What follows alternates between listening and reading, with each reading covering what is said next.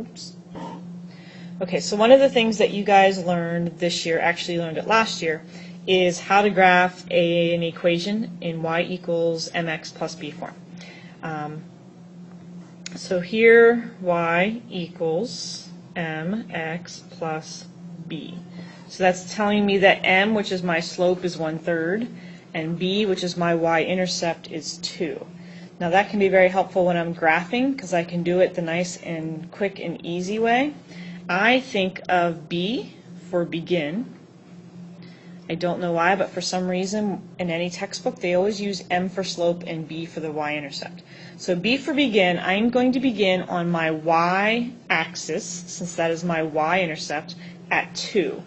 Now it's going to be kind of hard to make it exactly a 2 because of the pen I'm using here, but so on my y-axis I'm going to go up to approximately 2, and there's my first point. Okay? And it's a positive 2 since it was a plus. If it happened to be -2, then I would go down to -2. The slope is 1/3, and slope is your change in the rise over the change in the run. And since this one happens to be 1/3, from that point, the y-intercept, I'm going to rise 1 and then run 3. That's going to give me a new point. So I'm going to rise 1, run 3, there's another point. And I can just keep doing the same thing.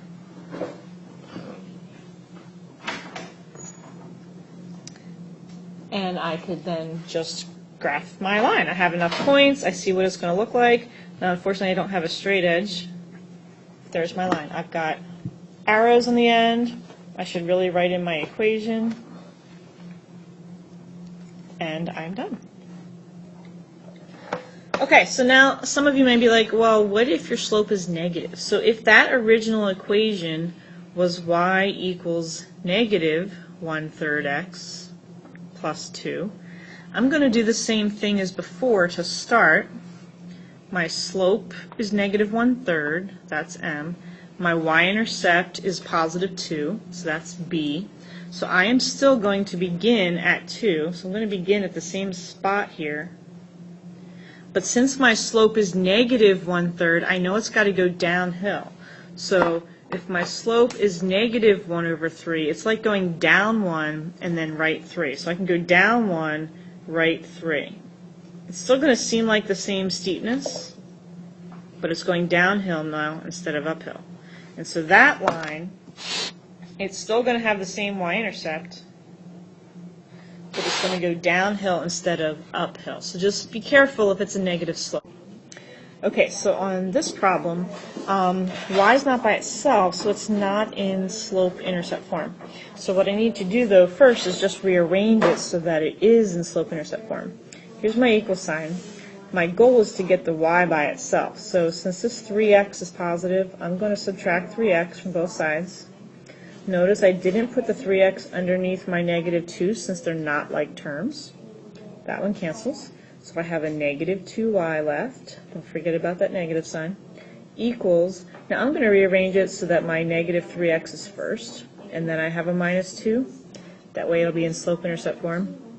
I'm still not done because y is not totally by itself, so I'm going to have to divide everything on both sides by -2. And simplifying that gives me positive y equals. Now the 3/2, I'm going to leave it as 3/2, and a negative divided by a negative is positive, so that's going to be positive 3/2 x. And -2 divided by -2 is positive 1, so it's going to be plus 1. Now I have got it into slope-intercept form. So my slope is 3/2, my y-intercept is 1.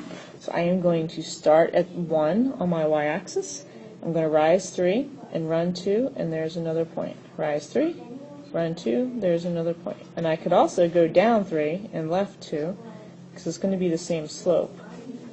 There's my line, and I am done.